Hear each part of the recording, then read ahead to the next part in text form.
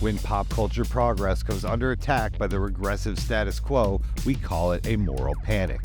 And few moral panics are more intense, outrageous, and relevant than the controversy over queerness in children's media.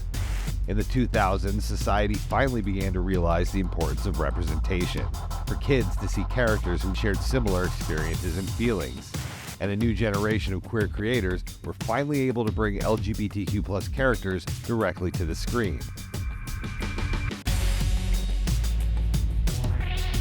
Moral decay. The sickness of the mind. Upsetting moral effect. Ought to be a law against them.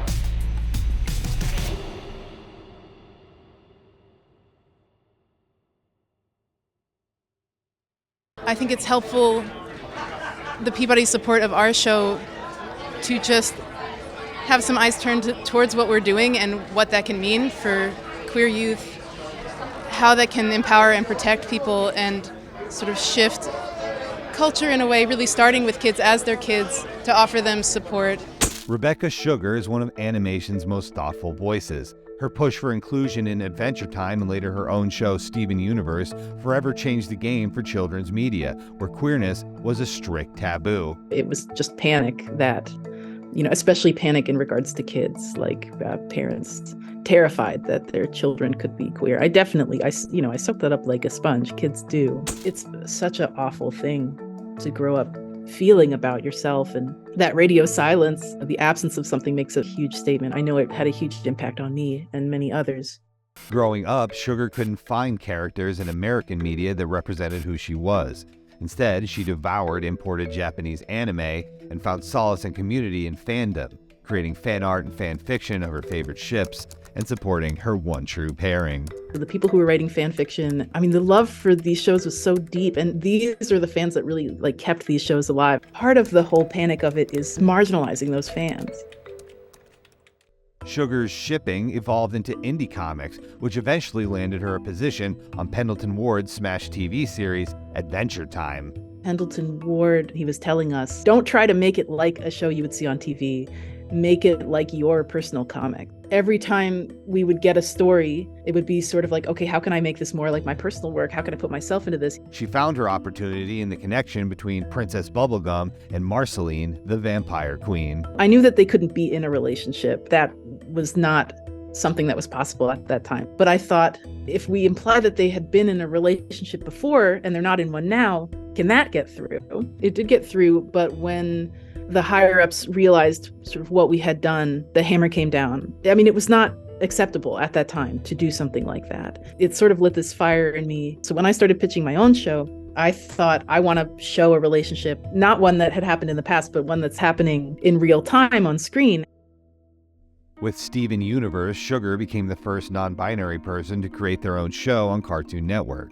The series stars Steven, an endearing, optimistic boy who joins the Crystal Gems, powerful aliens who can fuse together to form a new hybrid being. We came up with the concept of fusion, and we came up with the character of Garnet, and we made it so intrinsic to the show that by the time they realized what we had done, they wouldn't be able to take it out. We didn't actually reveal that Garnet was a fusion of two gems in love with each other until the 52nd episode. And once they realized that there was a whole episode about it, that there was a song about it, they came to me and they said, these characters cannot be in a romantic relationship. And I said, it's shipped, it's being animated right now. The song's already recorded, we can't change it at this point. The sort of threat that was presented to me was that if I did say that we were doing this deliberately, that the show would be pulled and censored, that would lead to the cancellation of the show. By being told directly that I couldn't talk about these things, that I couldn't draw these things or share these things, I became so aware of the fact that I had been told that indirectly for my entire childhood. It wasn't until I was being told that to my face that I realized I had always known that because of the total absence of any material like this, and that I didn't have anything that would allow me to talk about these things. It had taken such a toll on my own personal mental health. I was ready to risk the show to just be able to be honest about the show and myself and my team. I couldn't keep avoiding it. Once Sugar was able to fully open up about her own show, the stories from the people it touched began pouring in. This whole world opened up to me. I didn't know people could relate to the stories I was telling. People coming up to me at conventions and talking about the ways they relate to Amethyst and the ways they relate to Pearl. And it was because I'd never had a community like that, because I'd never known how to talk about my own experience and just assumed that it was entirely unrelatable. By the time Steven Universe ended in 2019, its impact was felt throughout all of pop culture. A new wave of queer kids cartoons emerged, but as we entered the tumultuous 2020s, a new generation of conservative fearmongers had begun using their power to stoke the flames of moral panic once more. In 2017, the Disney company began an effort to include more LGBTQ+ characters in its films, which was met with controversy at home and abroad. This 1-second shot of Gaston's goon LeFou dancing with another man resulted in Beauty and the Beast's ban from the country of Kuwait. Pixar's Onward was denied distribution in 3 more countries for a scene involving Lena Waithe's lesbian cop. Disney has refused to edit out characters like Anybody's, portrayed as trans in the new West Side Story by actor Iris Minas. They also stood behind Eternal's first gay MCU hero, Phastos, and the rather unimpressive kiss he gave his husband. Those films and more have been banned in anti-LGBTQ+ countries as a result, undoubtedly costing the country millions, if not billions of dollars. But before you give the House of Mouse any credit, you should learn about Lightyear. In March of 2022, employees of Pixar released a statement alleging that Disney execs were internally censoring LGBTQ+ themes and depictions of overtly gay affection in their films. They reportedly cut a kiss between 2 women characters in the Toy Story spin-off Lightyear before the film was even released. Pixar restored the scene after the outcry, and the film was indeed forbidden in 16 countries. In the United States, Lightyear faced a right-wing backlash fueled by cable news that led to at least one theater posting warning signs outside of Lightyear showings. But to the people who made the movie, it was surely all worth it. The flip side of the fear and the censorship are the artists that are pushing to make this happen. And anytime you see anything personal and exciting and innovative and artistic within commercial art, there are people that fought to get that in there. When you see this material, it's coming from people who care so deeply.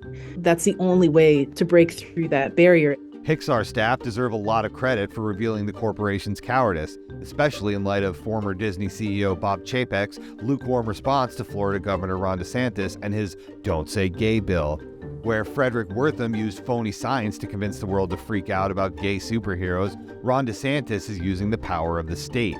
He's ramped up his culture war attacks to raise his profile for a presidential run and has supported a flurry of new laws restricting LGBTQ+ expression. The loudness of the dissent is so crassly political. You can see the swells of it happening around local elections, and you can see the cynicism there. These bills restrict teachers from discussing sex and gender with their students, and make it easier for parents to ban books they disagree with. Lawmakers across the country are working to criminalize drag performances and deny health care to the trans youth who need it. These actions are honestly more alarming than anything that came out of the comic book hearings at the height of Red Scare hysteria. And the far right is only getting started. The struggle to bring LGBTQ+ representation to straight children's media has come a long way. But what happens when the community tries to adapt an iconic queer art form for kids? The moral panic over Drag Queen Story Hour might be the most dangerous of them all.